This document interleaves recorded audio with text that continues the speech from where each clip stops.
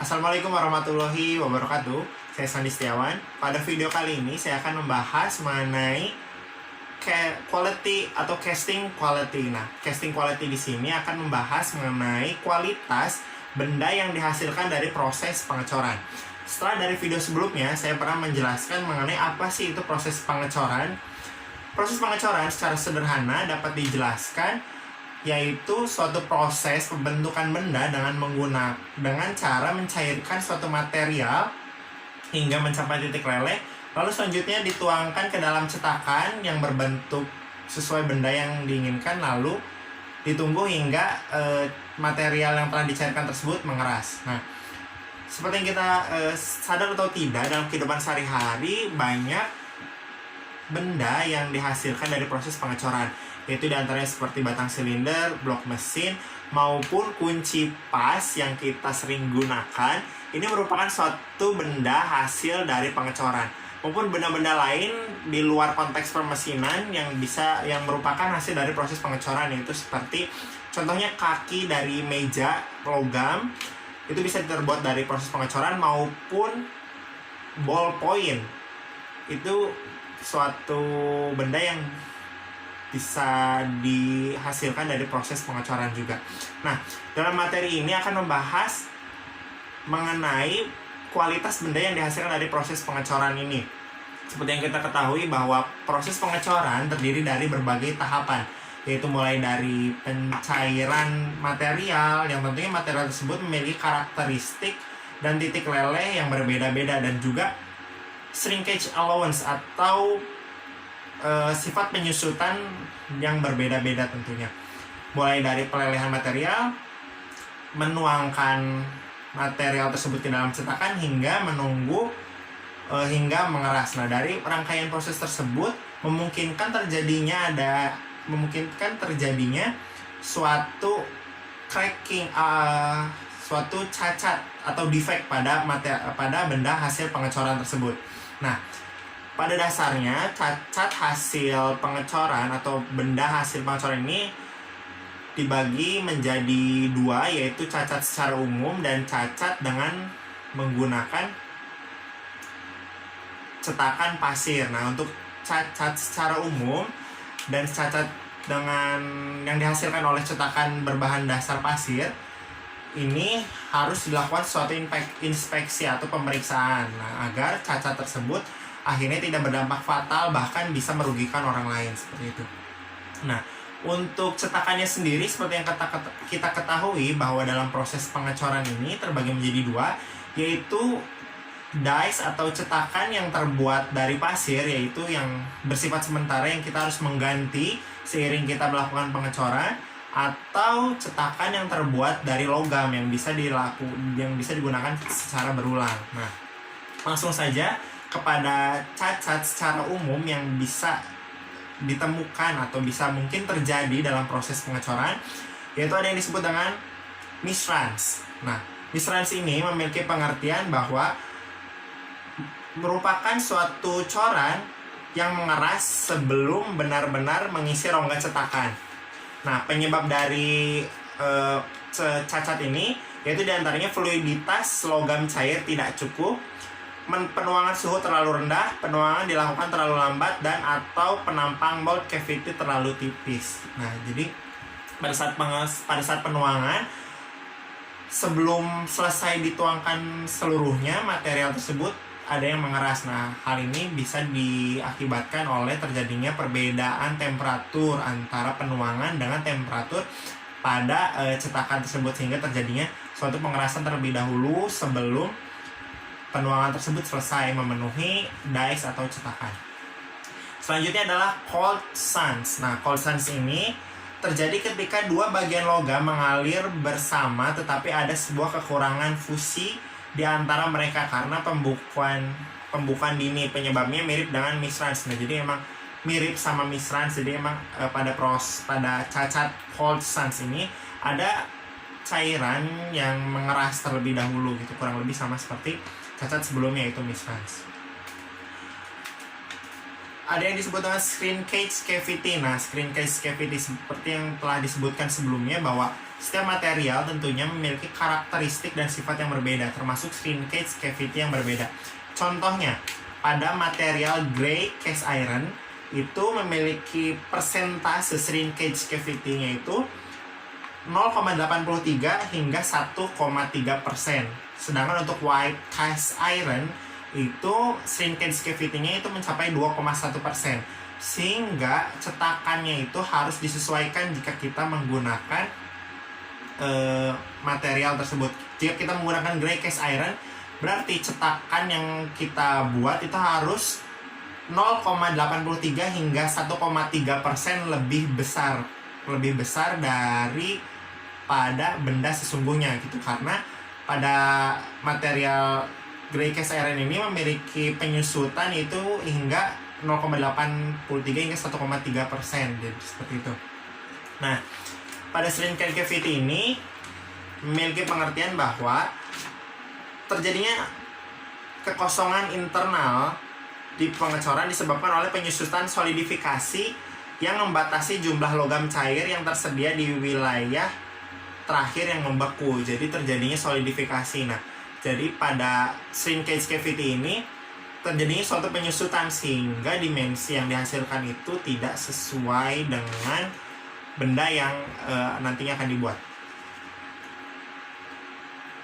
Lalu selanjutnya ada yang dimaksud dengan cacat pada cetakan pasir. Nah, seperti yang dijelaskan sebelumnya bahwa cetakan pun bisa dibuat dari logam maupun pasir. Nah, ini akan membahas mengenai cacat pada cetakan pasir. Cacat pada cetakan pasir ini diantaranya yaitu sand blow. Ada yang dimaksud dengan sand blow. Sand blow ini memiliki pengertian yaitu cacat yang terdiri dari sebuah rongga gas berbentuk balon yang disebabkan oleh keluarnya gas mold selama penuangan. Ini terjadi pada permukaan pengecoran di dekat bagian atas pengecoran yang disebabkan oleh permeabilitas rendah, ventilasi yang buruk, dan kadar air yang tinggi dari cetakan pasir adalah penyebab yang umum. Nah, jadi dari sand blow ini terjadinya adanya suatu gelembung ya. Gelembung pada saat proses penuangan material pada dies atau cetakannya yang disebabkan oleh ventilasi yang buruk dan kadar air yang terlalu tinggi. Yang selanjutnya adalah pinholes. Nah, pinholes ini memiliki pengertian yaitu pinholes disebabkan oleh pelepasan gas selama penuangan. Terdiri dari banyak rongga gas kecil yang terbentuk di atau sedikit di bawah permukaan pengecoran. Jadi adanya gas yang terbentuk di bawah permukaan pengecoran yang nantinya akan menyebabkan hasil dari benda pengecoran itu kehilangan kekuatannya gitu, karena akan terjadinya rongga-rongga hasil dari gas tersebut. Lalu selanjutnya ada yang disebut dengan sand wash. Nah, sand wash ini merupakan ketidakteraturan pada permukaan coran yang dihasilkan erosi cetakan pasir selama penuangan, dan kontur erosi terbentuk permukaan bagian cor terakhir. Nah, jadi adanya erosi, jadi karena ini terbentuk dari pasir, maka dari itu pasir yang digunakan harus tahan terhadap panas dan temperatur tinggi, sehingga tidak akan terjadinya erosi atau si lapisan pasir itu terbawa pada saat penuangan material yang cair tersebut. Yang selanjutnya yaitu ada penetration. Nah, penetration ini mengacu pada cacat permukaan yang terjadi ketika fluiditas logam cair tinggi dan menembus ke dalam cetakan pasir atau inti pasir setelah dibekukan. Permukaan pengecoran terdiri dari campuran butiran. Nah, jadi ini lebih parah dari yang sebelumnya, yaitu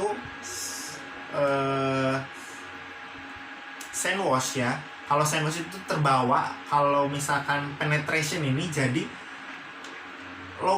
material yang dicairkan itu menembus dari cetakan pasir gitu. Jadi adanya menembus cetakan pasir gitu, jadi keluar dari cetakan pasirnya itu bisa juga disebabkan karena memang cetakan pasirnya itu kualitasnya buruk dan juga bisa dikarenakan memang pasir yang digunakan untuk membuat cetakan tersebut tidak tahan terhadap temperatur tinggi, sehingga benda pengecoran yang dihasilkan akan bercampur bersama butiran pasir. Ya selanjutnya ada scapes. Scapes di sini adalah daerah kasar pada permukaan pengecoran karena adanya kerak pasir dan logam.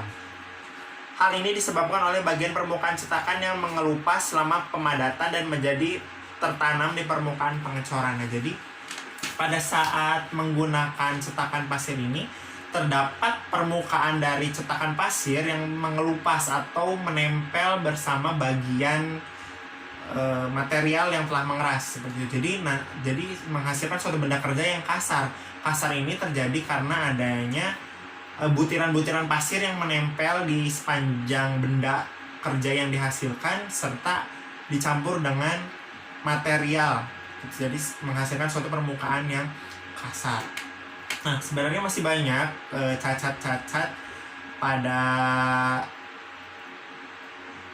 cetakan pasir ini. Mungkin kalian nanti bisa melihat lebih banyak lagi mengenai cetakan-cetakan pasir ini. Nah, lalu bagaimana caranya untuk mengurangi atau bahkan mengantisipasi lebih tepatnya cacat pada proses pengecoran ini? Nah, maka dari itu harus dilakukan suatu inspeksi atau pemeriksaan. Nah, inspeksi ini dilakukan dengan berbagai cara, yaitu diantaranya dilakukan dengan cara inspeksi visual, uji tekanan hidrostatik, pemeriksaan partikel magnetik, pemeriksaan radiografi, pemeriksaan ultrasonik, dye penetration inspection, dan pengujian koin. Nah, untuk inspeksi visual ini yaitu mendeteksi cacat yang jelas seperti misruns. Contohnya ya, cacatnya seperti misruns, cold suns, dan cacat permukaan yang parah. Jadi dilihat dari secara visual dari bentuk benda hasil pengecoran tersebut, yaitu permukaan yang kasar, misruns, cold suns. Jadi yang bisa dilihat oleh mata telanjang secara langsung.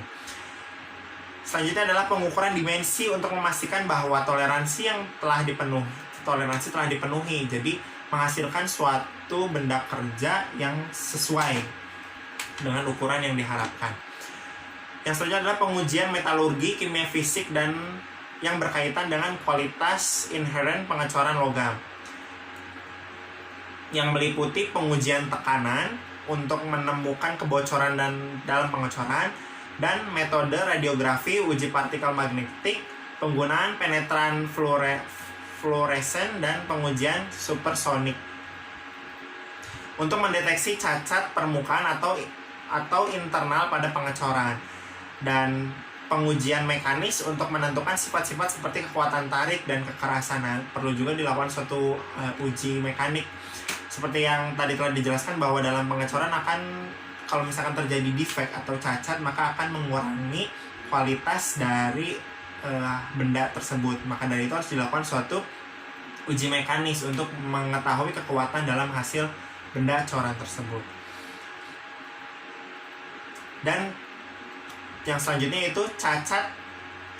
Apabila ditemukan cacat tetapi tidak terlalu serius, maka seseringkali mungkin untuk menyelamatkan pengecoran dengan pengelasan, penggilingan, atau metode penyelamatan lainnya yang dapat disetujui oleh pelanggan. Jadi di sini kaitannya dengan pelanggan atau komersialisasi dari hasil pengecoran tersebut. Apabila ditemukan suatu cacat namun tidak terlalu parah, maka dapat diantisipasi atau dapat diperbaiki dengan cara